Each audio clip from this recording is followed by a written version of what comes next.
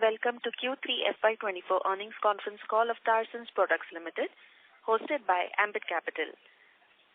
As a reminder, all participant lines will be in the listen-only mode, and there will be an opportunity for you to ask questions after the presentation concludes. Should you need assistance during the conference call, please signal an operator by pressing star, then 0 on your touchtone phone. Please note that this conference is being recorded. I now hand the conference over to Mr. Saksham Mongia from Ambit Capital. Thank you, and over to you. Thank you, and good afternoon, everyone. On behalf of Ambit Capital, I welcome you all to the Q3 FY24 earnings call for Tarsons Products. From the management today, we have Mr. Rohan Sehgal, Full-Time Director, and Mr. Santosh Agarwal, Chief Financial Officer. I will now hand over the call to the management team for the opening remarks, post which we can start the Q&A session. Thank you, and over to you, Rohan. Good afternoon, everyone, and a very warm welcome to all of you on the Q3 and 9 months FY24 earnings conference call for Tarsons Products Limited. Along with me today, I am joined by Mr. Santosh Agarwal, Chief Financial Officer and Compliance Officer for Tarsons Products Limited, and SGA, our Investor Relation Advisors. We have uploaded our quarterly investor presentation on the stock exchanges and company's website. I hope all of you had an opportunity to go through the same. Allow me to offer an overview of the current trends in the life science industry. While it has been experiencing a sluggish trajectory in the plastic labware markets, there are indications that the worst may be behind us. However, we are closely monitoring the industry and implementing necessary strategic initiatives to counteract this slowdown effectively. Looking ahead, we anticipate a gradual improvement, particularly within the pharma, research, and diagnostic segments. Despite temporary slowdown across the industry, there remains a prevailing sense of optimism for advancements and growth within the industry. Speaking about our acquisition, we successfully acquired Nerbe, a Hamburg-based distributor specializing in plastic lab products. We believe that this strategic move can increase our presence in the overseas market, especially in the European region, which aligns perfectly with our market share expansion strategy in the global market. Nerbe presents favorable opportunities for expanding our footprint in Europe, both geographically as well as in terms of product reach. We are optimistic about the long-term growth opportunities in these markets for our product line. The acquisition provides us a gateway in terms of reach to the micro markets in that geography, and also with the product portfolio addition and leveraging the overlap in our existing products. This is particularly reassuring as we possess a deep understanding and expertise in manufacturing these products effectively. We believe in the longer term that we will be able to leverage on Nerbe's distribution strength to penetrate across these markets with large product portfolio of high-quality Tarsons products, thus enhancing our overall revenue growth. Speaking on the quarterly performance, in this quarter we reported a revenue of rupees 62 crores, marking a 1% year-on-year growth.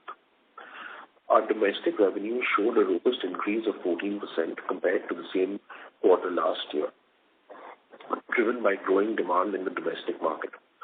However, our exports experienced a decline year-on-year, primarily due to reduced demand in key global plastic labware markets resulting from the slowdown in the life science industry as well as global recessionary trends. Additionally, the ongoing crisis of the Red Sea added to our export challenges, particularly impacting operations during the end of December. Nevertheless, we perceive these challenges as temporary hurdles and see exports as a big growth lever from our company. With the addition of Nerbe and our manufacturing expertise, we are strategically positioned to excel in this market. Speaking on the EBITDA front, in quarter 3 FY24, our EBITDA stood at 23 crores, a decline of 14% year-over-year. This decline was primarily driven by reduced export revenues from our key overseas markets and changes in the product mix. Moreover, our margins were impacted by initial costs linked to our upcoming facilities in Panchla, which is expected to contribute to revenues in FY25. Looking forward, we foresee leveraging our operational capabilities to enhance margins as the industry landscape improves. We remain committed to optimizing efficiencies and adapting to market dynamics to achieve sustainable growth and profitability in the future. Let me give you an update on our upcoming CapEx. First, on Panchla. In Panchla, we are introducing cell culture and also expanding capacities for our existing product lines. As mentioned earlier, the civil construction of the site is completed and the clean rooms are ready.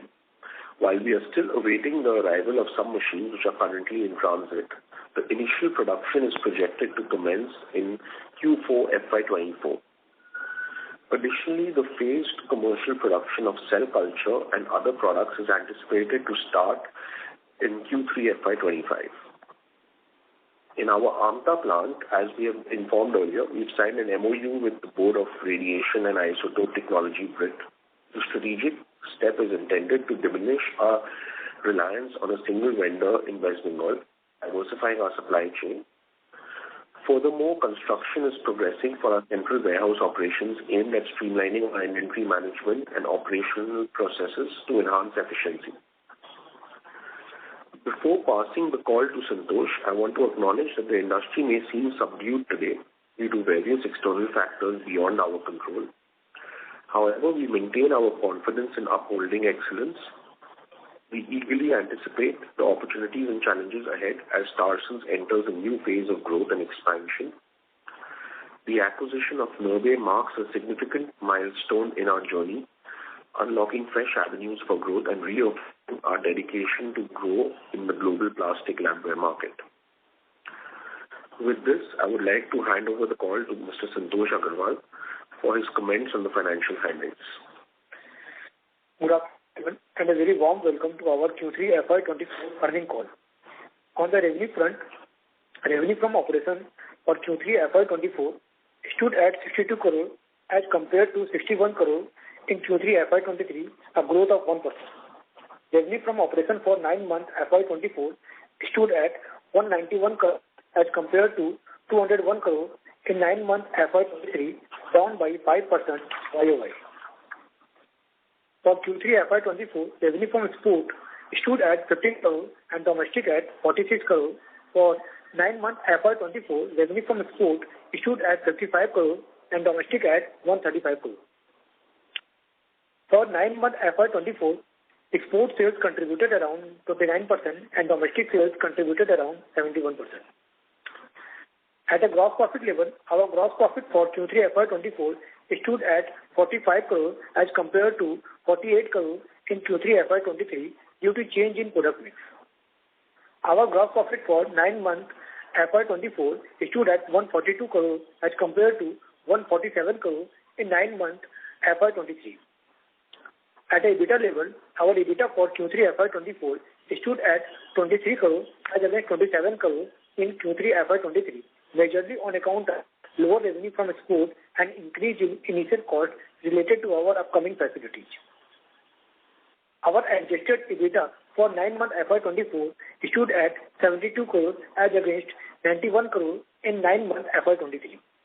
EBITDA adjusted for 2.8 crore in 9 months FY24 for one-off expenses on account of due diligence for a potential acquisition. Our EBITDA margin for Q3 FY24 stood at 37% and adjusted EBITDA margin for 9 months FY24 stood at 38%. Regarding PAT for Q3 FY24 was 10 crore with PAT margin of 16%. Profit after tax for 9 months FY24 was 33 crore with PAT margin of 17%. I would like to highlight that despite the challenging environment, we have been able to maintain a healthy cash flow for our company with cash generated from operations standing at 83 crore for 9 months FY24, representing our ability to strengthening our working capital cycles. With this, I would like to open the floor for Q&A. Thank you very much. We will now begin the question and answer session. Anyone who wishes to ask a question may press star and 1 on their touchtone telephone. If you wish to remove yourself from the question queue, you may press star and 2. Participants are requested to use handsets while asking a question. Ladies and gentlemen, we will wait for a moment while the question queue assembles.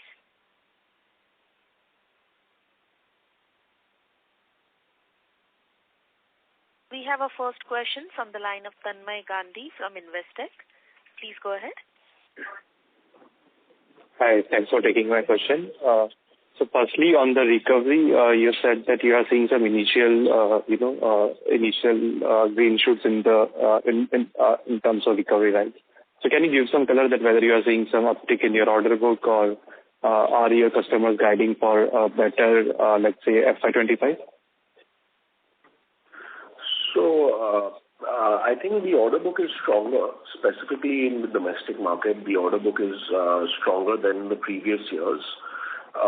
It's still not as strong as FY22, but it's definitely stronger than FY23. The market still is subdued, but with an expanded product line, with newer products which we have been able to launch from our existing facilities, and our leading brand position in India, we've been able to extract the best out of the business here domestically, and been able to counteract all the numerous challenges and being able to grow from last year to this year. And we assume better growth in the coming quarters as well. Internationally, the environment is quite challenging. Each geography is posing its different set of challenges. North America having its own challenges, Europe having its own challenges.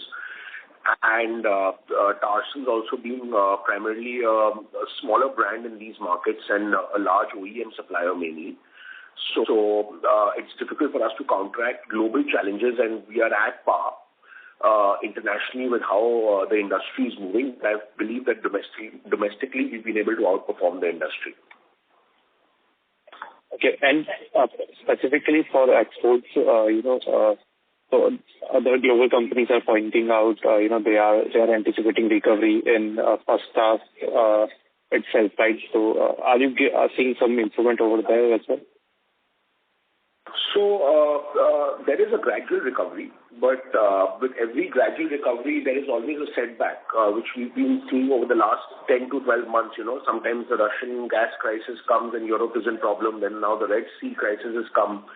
U.S. inflation is out of control. So the situation globally is, specifically for our industry, has not been the most stable situation over the last 18 to 24 months.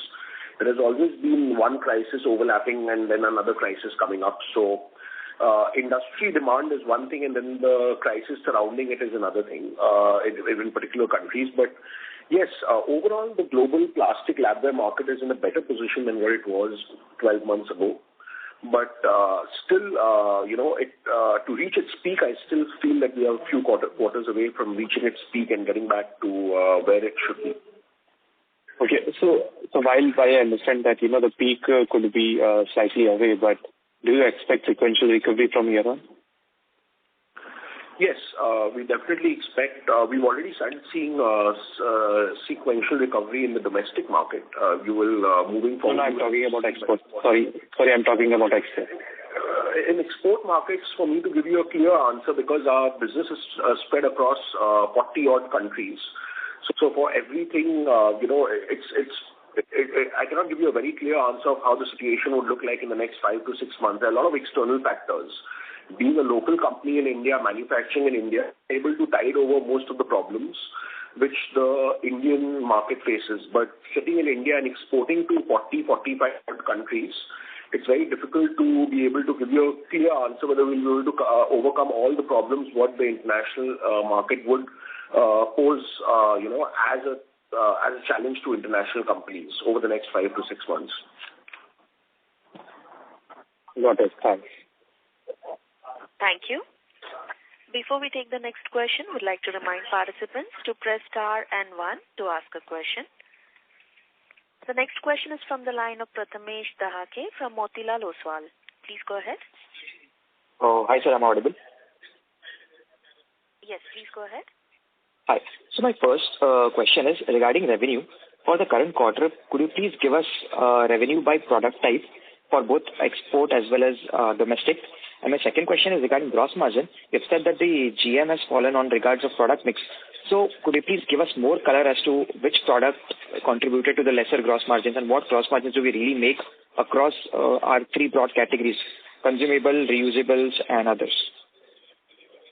So we generally don't, due to competitive reasons, we don't disclose gross margins by product categories or by product types. Neither do we disclose revenues. We give a broad understanding that about 2/3 of our revenues come from single-use products or consumables, and 95% of the remaining 1/3 comes from reusable products, and the very little small revenue comes from benchtop equipment. That's a broad guideline what we give on how our revenue is split up. But we don't really go deeper into the revenue mixes based on product categories due to competitive reasons. And gross margins have actually dropped primarily because the last few months have seen the last few years, and then have seen a sale of a lot of high value-added products, sterilized products, single-use products, and PCR and filter tips and pipette tips and tubes and so on. But as the demand and for these products are low and there is a huge overstock, there's been a change in inventory mix, and then there's been a lot of new products which we have added from our existing portfolios. And when you add a new product and you try and push it into the market, you're always giving certain kind of promotional pricing to be able for the customers to try those kind of products. So hence change in the product revenue or the product mix, which led to a slightly lower gross margin. Okay. So my next follow-up question will be regarding the CAPEX. You've mentioned AMTA is more like a fulfillment facility. So will it help us improve our margin somewhere? It would probably help us streamline our inventories better. At this point of time, we are just about okay at a 285-300 crore company, but today, from our current infrastructure, we cannot anticipate that it would be virtually impossible for us to operate at a 400-450 crore revenue. We do not have the infrastructure space to be able to dispatch, produce, store and dispatch such volume of goods, because we are from a voluminous industry, and value of product is low and volume is high because products are cheap, lower in price as compared to other products from other industries. So our current company infrastructure probably allows us to reach about 320, 315, 20, 30 crores of business. If we have to generate annual businesses of in excess of 320, 25 crores, we do not have the infrastructure ready to conduct business. So I do not know how much of benefit it would give us in terms of margins, but it would definitely give us the infrastructure to conduct higher business. The radiation plant would give us certain benefits because we would move a significant portion of our radiation from outsourcing to in-house. Okay, understood. So just one last thing. We see in this quarter a depreciation has increased. Is it due to the fact that we have capitalized some cost, and what is the incremental annual depreciation we are expecting when all these facilities are operational? Sir, regarding depreciation, still Panchla factory is not fully come under put to use, so there is no depreciation has been charged on Panchla facility even though the construction is fully completed. But those CAPEX which we completed in the existing plant, if it came into the put to use, that's why we charge the depreciation on those parts. Regarding the upcoming depreciation, we will do the depreciation as per the put to use or ready to use status of all the plant machinery and construction. So if we were to, let's say, plant is running at fully built, how much depreciation annual are we expecting incremental? Panchla, AMTA se, dono, if we combine? So, for example, whatever depreciation currently we expect about to, additional 20 to 25% extra depreciation on every quarter. Okay. And sir, are we consolidating Narbe's financials in this quarter? Not this quarter, next quarter.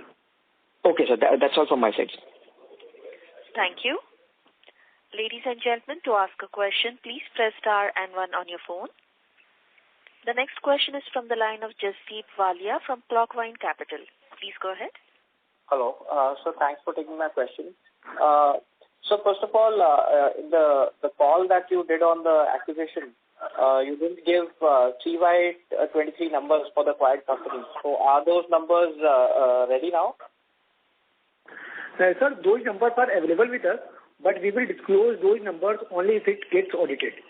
So we got the numbers even at the time of acquisition also, but we refrain to give those numbers unless that is actually reviewed by the auditors. Got it. So any subjective color you can give on those numbers, whether let's say CY23s are further lower down from CY22 or they are higher? What we can say, sir, they are doing better in compared to the pre-COVID era. But if we compare with the COVID revenues, they are down, which we already disclosed in our last earnings call also. Got it. On the exports front, do you see any renewed pricing competition from Chinese companies?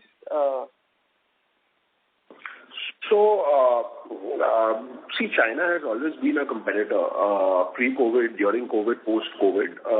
But I think that it all depends on what sort of incentives and benefits the Chinese government offers local producers. But in terms of exporting products and competing with them like for like, we are very confident that we have the economies of scale and the production efficiencies to be cheaper than at par quality Chinese companies manufacturing here in India as compared to them.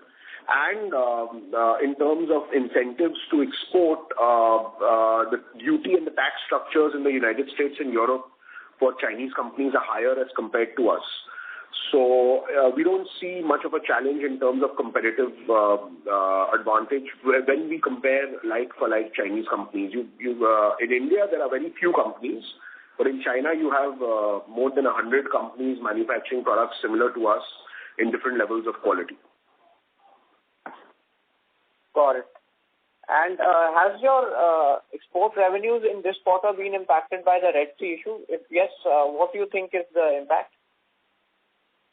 So yes, I think towards the third month, which was the last month of this quarter, we saw an impact because especially a lot of medium-sized and small-sized buyers from Europe have stopped their shipments or deferred their shipments. They have not cancelled their orders, but they have stopped or deferred their orders because the freight costs have again risen to COVID levels or higher. There's about a 350% increase in freight costs. So the larger companies which cannot do without inventory and who have larger businesses still continue to buy because remember, inventory is not in our freight is not in our control. Freight is always paid by the buyer. So we could not bill a lot of shipments to Europe because of the Red Sea issue. Not so much because of the Red Sea issue. The Red Sea issue has just increased the lead times or the shipment times, but more so because of the freight costs going up 3x. Got it. Can you quantify the impact? At this point, I do not have a number in front of me, but the impact is not so large. Even if those shipments had moved, you would have still seen a significant decline as you see in our exports from last quarter in FY23 to this quarter. Got it. And final question on the export side, how do you view the inventory situation in the export markets as of now, whether at your channel partner end or the client end? Has the inventory normalized or there's still some time before it happens? So the reorders have started, but they've started at a very small level. Since there's no organized platform to actually calculate the inventory situation, all we know is by speaking to people, meeting them at trade shows, having one-on-one meetings, and being in touch regularly through the quarter. That's the only way to assess the situation for us. But the reordering has started in a very small level. By reordering, I mean reordering for products which were heavily overstocked.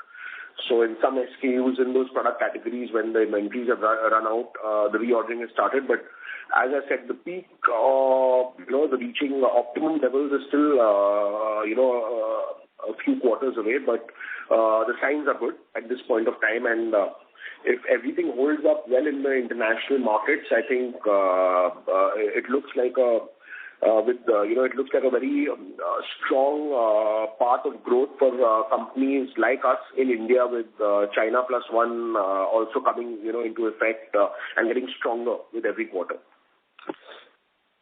Got it. Final question is on the diagnostic side in India. How do you see the business trends now versus last year? And on the competition front, have you been able to maintain your market share or increase your market share on the diagnostic side, or do you see much higher competition, hence lower margins in that domain? So I think our market share in the diagnostic segment is pretty similar to what it used to be pre-COVID era. I think we are reaching back to those levels, and I think those are reasonable levels for us to assess as a company. The market share in the diagnostic segment went very, very high for us in the 2 years of COVID. And that is because, understandably so, because of the COVID testing, which most of the larger and prominent diagnostic companies undertook all over the country. But it would not be reasonable for us to estimate those market shares as sustainable market shares. I think looking at the pre-COVID market share in the diagnostic segment, we're very close to achieving those market shares now moving forward, and we are okay with that. Got it. And how do you see competition in diagnostics versus what it was pre-COVID? So competition overall is very, very strong in this segment. In the plastic labware segment, it was very strong pre-COVID era. It got stronger in the COVID era because there was more demand than the number of players which were there which could supply. And at this point of time, it continues to remain strong. But considering the way the market is, considering the tight market conditions, the overstocking, the less businesses, I don't see that the same number of players would be able to sustain in the medium and long term. So we could see a few smaller and unstable players dropping off. That is what we predict over the next 12 to 24 months. And we expect over the next 1-2 years that the competition intensity should fall back to the pre-COVID levels. Got it. But as of now, your gross margins in the diagnostic space are under pressure if you compare it versus pre-COVID levels. No, as I said, we don't really give our margin based on segment basis. We've never given it. We've always given it on a company basis. Overall, as a company, we are very, very comfortable with the way we are conducting business in the domestic sector.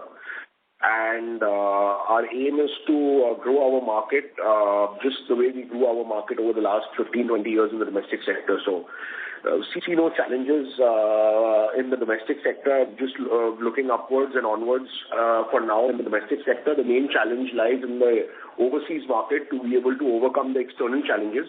Internally, as a company, we are geared up to grow exponentially in the international business, but we need the external environments to be in line with that. Got it. Thank you. That's all from my side. Thank you. Ladies and gentlemen, to ask a question, please press star and 1 on your phone. The next question is from the line of Madhur Rathi from Counter Cyclical Investments. Please go ahead. Hi. Thank you for the opportunity. We can't hear you clearly, Mr. Rathi. Can you use your handset, please? Yeah, I'm audible right now. It's not very clear. Hello. It should be better right now. You can go ahead with your question. We'll let you know. Yeah. So I wanted to understand regarding our margins.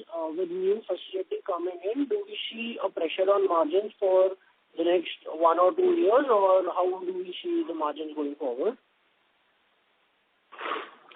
So it depends actually. I don't see much of a challenge in the gross margins, but we'll be coming up with a lot of new products.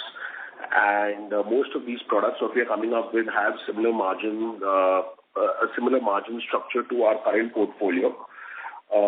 So overall, I expect the margins to be in this region, where we are today, and don't see much of a challenge, much of a pressure.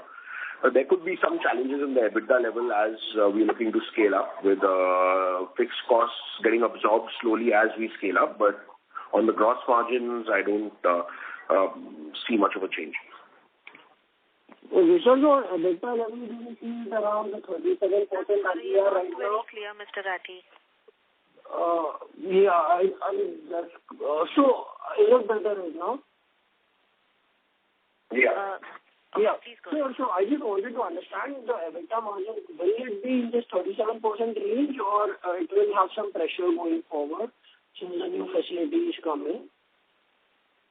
So we'll have to wait and watch as to what sort of additional costs come in, as the facilities begin to scale up. But I don't see much pressure beyond this level because I think costs are quite high at this point in the company, while revenues have remained stable now almost for a good part of 2 years. So I don't see, if we've been able to sustain these EBITDA levels without growing revenues for almost 2 years and growing costs, sequentially the way we've grown historically, I think we shouldn't see EBITDA levels lower than this. Okay. And what kind of capacity utilization do we see for the Concall as well as the AMTA facility in FY25?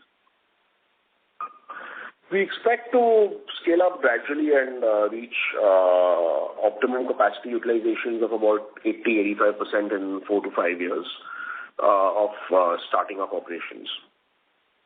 Okay. And sir, just final question, could you provide some guidance on the top line and bottom line for FY25? We are not providing any guidance at this point of time. Any number guidance we are not providing, but the industry is looking up, so we should keep improving year over year. Okay. Thank you and all the best. Thank you. Thank you. We have a next question from the line of Harsh from Marcellus. Please go ahead. Yeah, hi sir. Just one question. Can you provide some commentary on some of the newer products that we had launched earlier? For example, serological pipettes, PCR, as well as the PET-G bottles. So we have good movement in most of the product lines. I think with the exception of PCR, because PCR was, as I informed earlier, as well as a direct COVID-related product and is globally overstocked all over the world, including India, and has very little and limited demand at this point of time. But apart from that, the other product lines are product lines which are import substitutes, and we've been seeing good traction for the same both in India as well as overseas. So can you give some color on what sort of a number are we looking at maybe in the next few quarters? No, we're not giving any guidance on the revenue numbers for these product groups. But in India, we continue to, the growth in India is faster for these product lines. And internationally, as we tap into more and more OEMs, I think there could be lumpy growth because OEMs are larger businesses. So the more OEMs we crack, there could be certain stable quarters and suddenly there could be sharp inclines in the revenue as we crack more and more OEMs. So the whole focus is on the PETG bottle and the serological pipette because that possesses an immediate opportunity as the market is open to these product lines. But PCR doesn't look too good for now. The opportunity should open up in the next few quarters, but for now, no. Okay. Thank you. This helps. Thank you. We have a next question from the line of Omkar Kamtekar from Bonanza Portfolio. Please go ahead. Hello, thanks for taking the question. Firstly, with respect to the incremental capex that would be incurred if for both the Panchla and AMTA facility, what would be that, if required? So the incremental capex, as you already disclosed, we are running with a capex of 550 to 575 crore rupees. Out of that, we already incurred about 450 crore rupees, and remaining will be incurred in next 12 months. So approximately 100 to 50 crores would be balanced over the next 2-3 quarters. That would be the correct understanding. Right, next 4 quarters. So basically, with most of the equipment suppliers, there's a amount, depending 15%, 20%, at best 25%. So that amount is paid on delivery. So that last portion on delivery, because most of the capex is nearing its end term. So on delivery, whatever amount is to be paid, that is left. Understood. And so the question was related to debt. So what was the debt on the books as of December? And since most of the growth capex, as we have said, is done, and we will be good for at least the next 3-4 years, then how are we looking to reduce the debt over the near term? So currently, the approx net debt on the company is about to be 230 crore rupees, and we don't see that this debt will go beyond 270 or 280 crore rupees in future. And our plan is to repay this all debt by our cash accrual, and we also acquired another entity, and the cash accrual will also generate from that entity also. So we are hopeful that we are able to repay all these loans on time. And we have scheduled all the loans with 3-year to 5-year kind of EMI, and things are going really well out of our cash flow operations. Okay. So, but are we looking to make any prepayments, like for example, any bullet payments in the near term, so that we reduce the debt or reduce the debt and maybe scale up accordingly? Anything? Not in the near term. Near term means not in next 12 months, but after 12 months, if sales increase further and our cash profit will increase further, then we will definitely go for bullet payment. Understood. And just to understand, clarify, the cash flow from operations that you had said was 83 crores. Did I get that right? For the quarter, or this was for 9 months? 9 months. That was for 9 months. So approximately we can say 27, 28 odd crores would be the quarterly run rate. Would that be sustainable? Or is it based on orders and... We cannot comment about the sustainability, but last year, if you see our numbers, we have generated 100 crore of cash from operation, and after tax it was about to be 75 crore rupees, and every year we generate 70 to 80 crore rupees comfortably, and this year also sales is not down too much, and we are hopeful that sales will increase further in the next year. So we are confident that we are able to maintain this kind of cash from operation. Understood. And finally, a broader question with respect to the product profile that we have. So 2/3 of the revenue comes from single use and the balance comes from reusable. Both from a domestic and export perspective, what do you see the challenges in either of these categories, and where the larger opportunity lies? Where does it lie in the single use, or does it lie in the reusable? And is there any one particular category outperforming the other, both in the domestic and the international market? So, the single use, as the name says, is the larger opportunity, because products are used and disposed of and then used again, rather than used again and again, which means more ordering and which means more recurring orders for us. And globally, including India, I think the single use possesses the biggest opportunity for us as a company. Understood. So would that also have a materially higher margin, or is it kind of similar? No, it will be similar or lower, because it's single use, right? Anything which is disposable will always be cheaper than anything which is reusable, because there's bigger volume. Understood. That's it. I'll join back in the queue. Thank you. Thank you. We have a next question from the line of Anubhav Sahu from Macpro Research. Please go ahead. Hello. Hi. Thanks. A couple of questions. One, again, coming back to channel inventory situation. Normally, we see that during geopolitical conflicts, companies try to conserve or retain inventory. So, given longer lead time now due to Red Sea crisis, is there any talks around the clients with respect to restocking instead of destocking so far we have heard? No, there's no talks as such.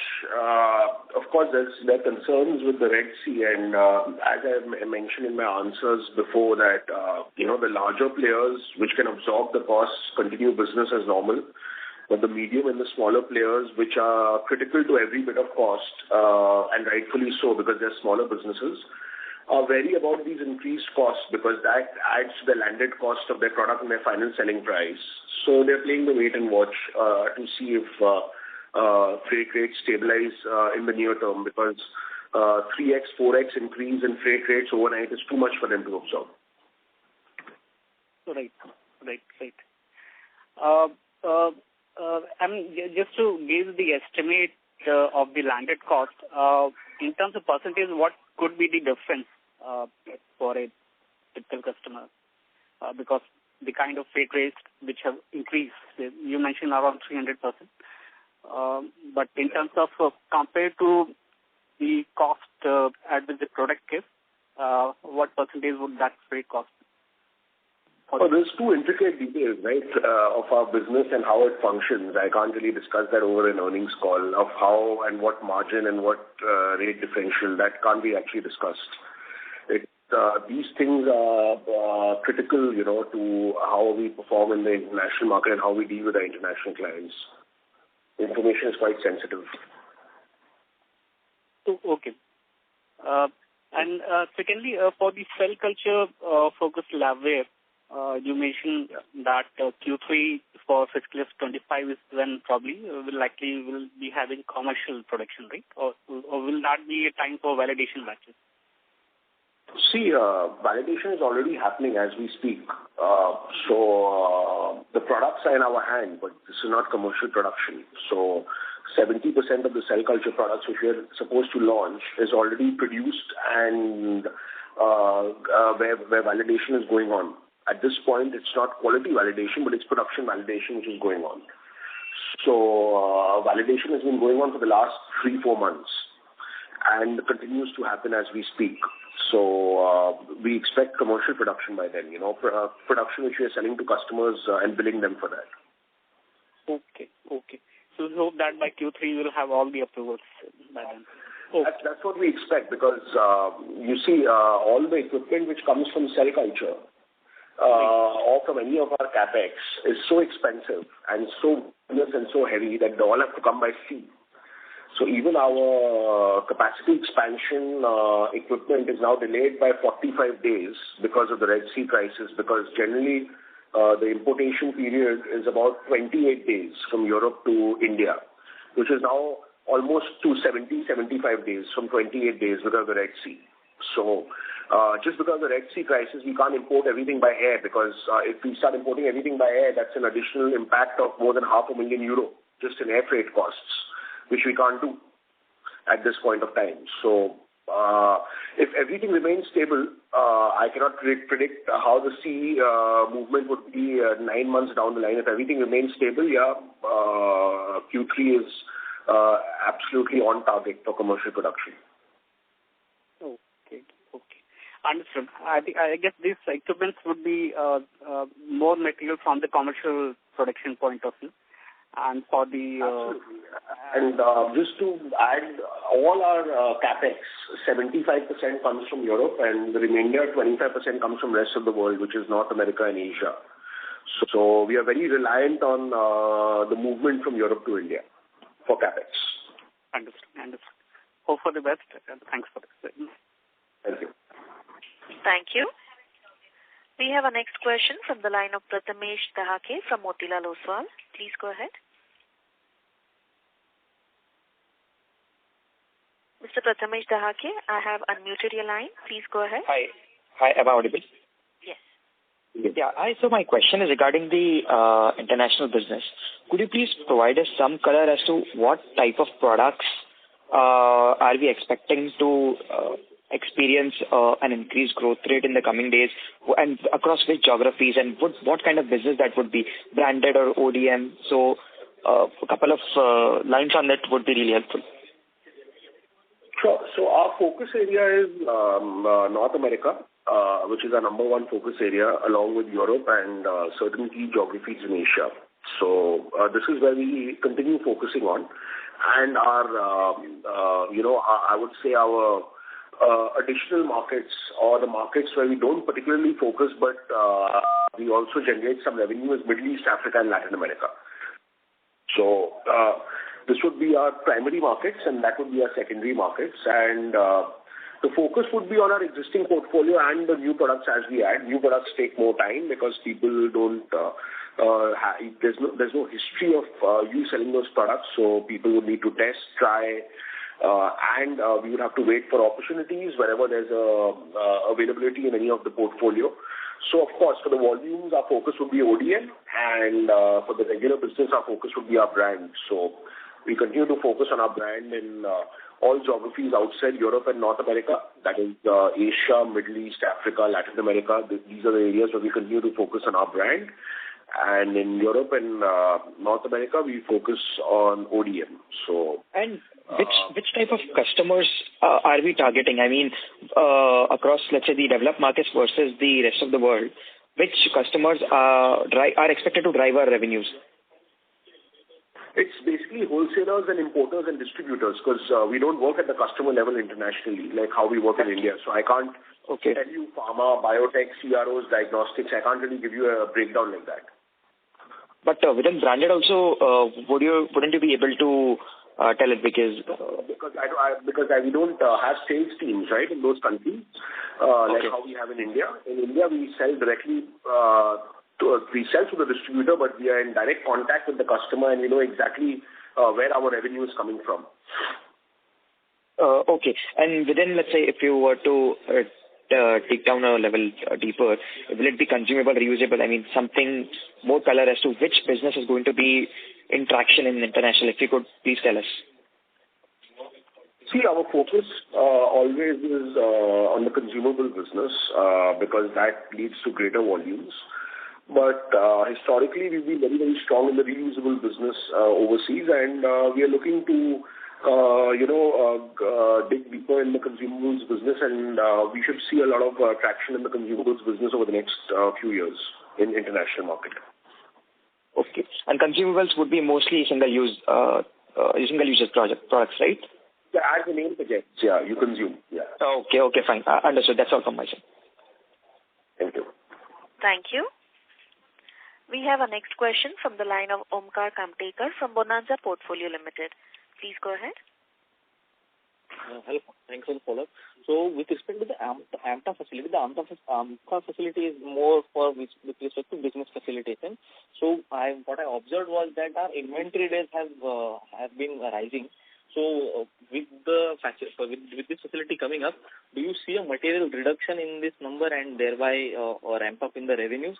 I think you alluded to the fact, but I would want a slight brief about how would that work.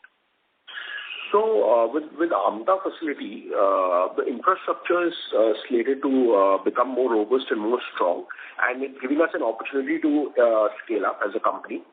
The revenues definitely would go up. In terms of inventory days is not so much dependent on AMTA. It is more dependent on the success of our projects, because with new projects, we need to invest in a certain amount of inventory because we don't have any historical sales data for those projects.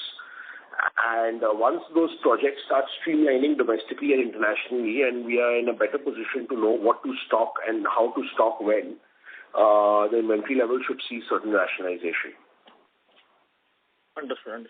So, could you tell what are the number of new products that we have launched during the year and the quarter, and what are we planning for the next year or so, if that could be said?